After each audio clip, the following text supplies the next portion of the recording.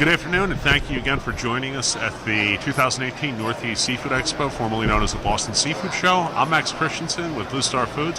Joining us today is Brittney Deibert. Yep. Did I say it correctly? You did, yes. Okay. Thank Deibert you. Associates. Deibert Associates, yep. Brittney, please tell us about Deibert Associates. What do you folks do? Okay, so we do several things. First of all, we're an importer. Mostly rainbow trout out of South America is our main import. We are also a wholesaler based out of Northern California, and then we also work as a seafood broker representing companies. Fantastic. So basically West Coast based. West Coast based, definitely. Right. Yeah. Now, food service, retail, both? Both. Retail is definitely our strength, but we also work with food service. Okay, fantastic. Yeah. Fantastic. And how many, I'm familiar with your company, with the family lineage, obviously. Yeah, it's a family-owned company, You're third taking generation. the torch, right? Your dad started the company? My grandfather, actually. Your grandfather, yeah. okay. So how many years of business in total? So 45 years. Wow, that's fantastic, especially in the brokerage community, because we know it's a difficult business, It's a difficult business, especially when you're just seafood. So, right, exactly. Yeah. And you obviously grew up around it. I grew up with it, definitely. Okay. Yeah, Dad took over the business when I was younger, and so I've been surrounded by it. But I came in about 4 years ago is when I actually came into the business myself. Okay. So how long have you been in the working environment, working world, and what have you? So I was a Spanish teacher actually for 6 years before joining the seafood business. Okay. So all right. Fantastic. Totally different area. All right. You decided to leave education and come into... I did. Yeah, I decided to leave education. Our work with South America, obviously Spanish was going to be useful, and make a change. And I already had a lot of background given growing up with seafood, and jumped in. There you go. Loved it ever since. Yeah, so stop teaching Spanish and move into dead fish in a box. Here we go. All right. Yes, exactly. Fantastic. So the scope of the podcast has been for the past couple days is the importance of sustainability within global seafood and the milestones that have been realized, and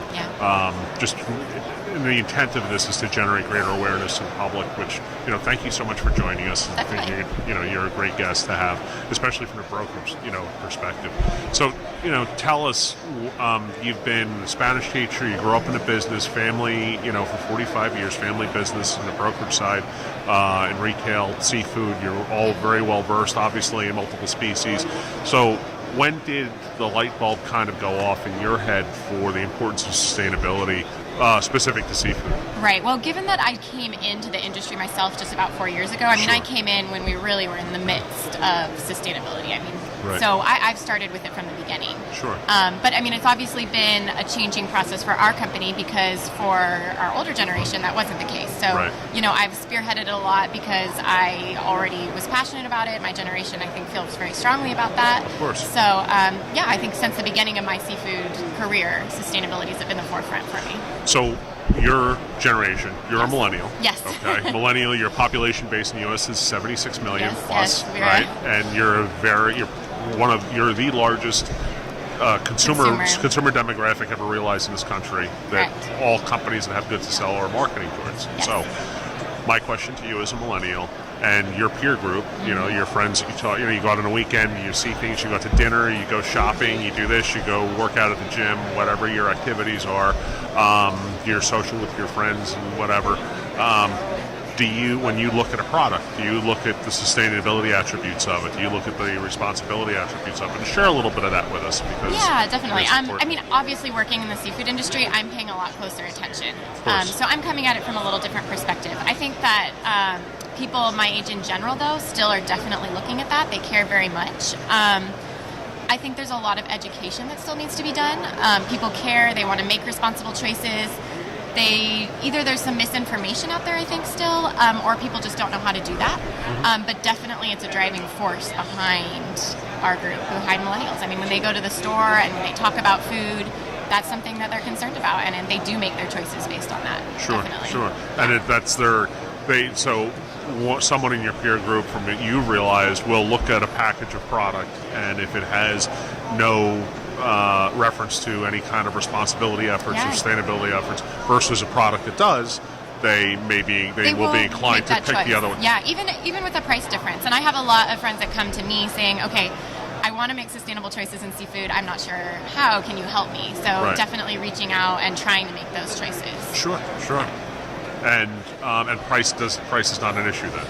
I wouldn't say price isn't an issue. I think it's a line that we have to walk. Okay. I think that they're definitely willing to pay a price difference. How far within reason. Within reason. But I definitely think that millennials in general are willing to spend money on food and they're willing to spend that money on sustainability if it is reasonable. Sure. Okay. Makes perfect sense. Yeah. You know? So within sustainability, and you've been in this for 4 years, is there a specific milestone that you realized in the 4 years that you've been in this full time that you feel was impactful, or that you would say that's really made a big difference? I think one of the things that we're really seeing, and it's been recent, probably just in the past year or two, is that retailers are seeing that their consumer cares about sustainability. And so especially out in the West Coast for us, retailers are creating their own sustainability programs. So that affects us as a business now, because it's important that we're partnering with suppliers that meet those requirements. Sure. And that we know what those requirements are, because unfortunately things aren't streamlined very much. There's a lot of different requirements and different certifications. But I think the fact that those programs are being created is a big milestone, because it's really putting pressure on the industry to meet that. Absolutely. And when you engage with retailers and you're going through, are their drivers focused? What would you say the customer base that you currently have? How much of their efforts or how much of their concerns are focused around sustainability within the species that they're currently buying? A lot. Yeah, definitely. Like I said, they're putting programs in place, and a lot of these retailers that I'm working with, each retailer is different in what their program looks like, so that can make it different. But they're not taking species on unless they meet the program that they put in place. Sure. So, yeah, I mean, that's definitely driving. So if they don't, what they bring. If they can't double click on all their criteria, they're not going to bring it in. Check all the boxes, they're not going to bring the product in. Yeah, exactly. Yeah. That's impressive. I mean, it is, yeah. I mean, and that means that they have to make choices about price as well, because they're making that choice. Absolutely. And so finding those suppliers. So yeah, I mean, it's changed a lot of what we do, and I think it's going to change what the consumers see on the end as well, because they're going to have more sustainable options. So. Now, within sustainable options, does it go into? Do you get more? Within sustainable options, do you find yourself replacing a SKU that was not sustainable with one that is sustainable at a higher price, let's say? Yeah, I mean, we've been very fortunate in the sense that a lot of the suppliers we've partnered with long term have been at the forefront of sustainability. So we haven't had to make a lot of choices where we've switched. Sure. But definitely if that was the case, we would. Sure. Because I can't go to my retail customers with a product that doesn't meet their program. I mean, I can't sell it. So, I have to make that switch. Yeah, you have to align yourself with those suppliers that are going to follow because that's what my customer wants. Needs. And Absolutely. So that's what I have to meet. So, yeah. And you have this open dialogue with your customers. Yeah, exactly. Yeah. And now that it's really at the forefront of people's minds, usually suppliers that you work with are thinking about that, and they also have a program, and they know what their goals are and what they're working on and can share that. Sure. So 4 years in, what do you like better, teaching Spanish or seafood? Definitely seafood. I mean, I miss the kids. I miss that interaction, but seafood is it's challenging and it's different and it's exciting. Every day is, meeting someone new and thinking about something different, and I love it. Yeah. But I'm sure I know a lot of us in the industry act like children, so I'm sure you haven't gotten away from the kids entirely, right? Not entirely. I could draw some parallels. Yeah, sure. Yeah. You connect the dots very easily, very quickly. 15-year-olds, 50-year-olds, yeah. Yeah, exactly. You're all just big kids, and I want to yell at all of you. Go stand in the corner. Yeah. You probably do that with some of your customers, too. Maybe not quite that way. Right. Politely, more politically, right? Sure, yeah. So, based on what you know thus far within sustainability and the exposure you've had and the knowledge base of species and your company lineage within the industry, are there any improvements that you would like to see over the next, let's say, 10 years focused around sustainability within species? What I would really just like to see is us start to streamline so there's not so many different certifications and programs that we can look at things and match them all up. I think that a lot of our sources and suppliers, you have to jump through so many hoops to meet so many different requirements. I'd like it to just sort of be condensed a little bit more, be a little bit clearer, both for the supplier side and also for the consumer. So when they look, they know exactly what they're looking for, and they don't have to choose 4 different programs and look at all the different certifications. They know what they're looking for. So I'd like to see that, and I think it's going to get to that, but it's going to be slow. Yeah, it'll take a little bit of effort and time. I do, yeah. I think it's going to take a little while just for everyone to get on the same page. Absolutely, absolutely. Yeah. So taking that a step further, so we talked about what you'd like to see, what you've experienced as far as significant milestones. Any projects that you're currently working on internally, or any any initiatives within your own company, creating better awareness? What's your view on promoting that sustainability message on behalf of your customer, obviously the retailer, to the consumer, the end user, consumer of the product? Right. Well, one of the things that has been exciting about working with retail level is that they're creating those sustainability programs, but then they want to reach their customer base and tell them about it. So we've been working really closely with a lot of them. So Rayleigh's, for example, is a big retailer that we work with out on our end in the West Coast. And so we've been working with their seafood roadshows and getting merchandising products out there and getting people out there to talk to the actual customers and tell them what our companies are doing to meet those sustainability programs and highlighting that. So getting out actually at store level and working with the customers there so that they can see the story and where is their seafood coming from and what does it look like and what choices are we making to meet that. Yeah. And you're promoting this message on their behalf as well. On their behalf, yeah. That's cool. Exactly. So it's a teamwork. And they're open to that? There's no pushback?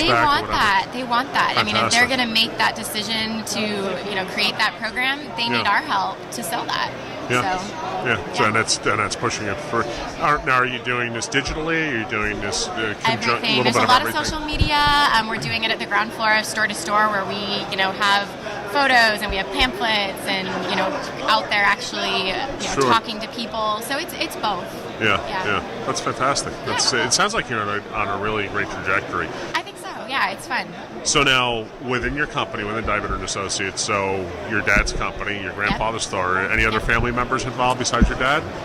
No, currently not. Just so me. just you? Yep, All right. me, and then we have some other people that are on our team, but family members, it's just me and my dad at this point. Right. Yeah. So then, what's the outlook? Your dad's gonna, because your dad's not an old guy, right? Your dad seems like, he looks like a young guy. He loves the business. He sees himself staying in it. I think, slowly starting to pull back and work a little bit less. And, as I sort of step into that role to fill that.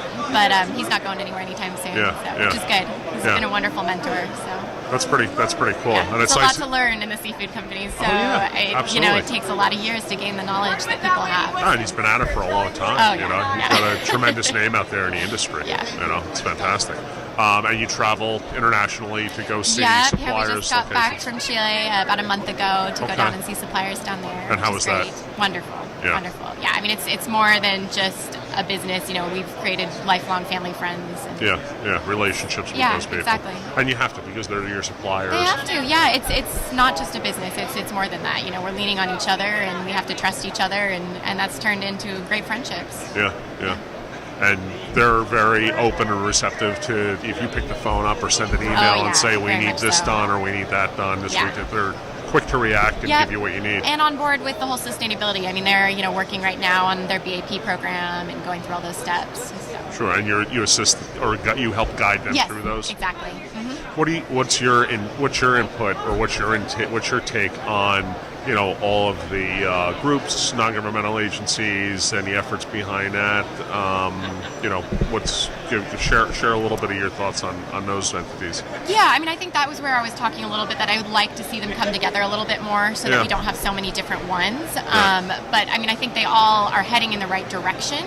It's time consuming and it's very expensive for suppliers to meet all of these different certifications. So I'd like it so that we don't have to choose so many different ones for every single supplier. I'd like it to come down to, we know everyone just has this one, or it meets the same requirements, and see it a little bit more standardized.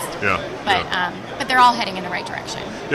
Actually, the guest that was on previous to you, Gavin from NFI, was talking about further collaboration amongst the non-governmental groups and organizations and companies to help quicker, faster, improved sustainability initiatives within global seafood, because we're all kind of, not from a competitive standpoint, not from a marketing or sales standpoint, but moreover to improve the overall species that are in danger, i.e. blue swimming crab and other species that need better help and more exposure for sustainability. And the premise of this podcast is to create better awareness about it. So we're obviously going to share this content out. We'll be happy to share it with you.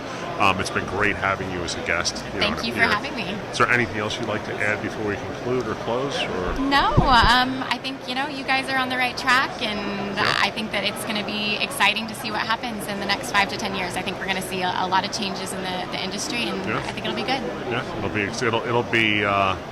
be historic, I think. Yeah, you know, I we'll see agree. what happens. Very much Pretty so. cool. All right. All right. Very good. Thanks so much. Thank you for having me. All right.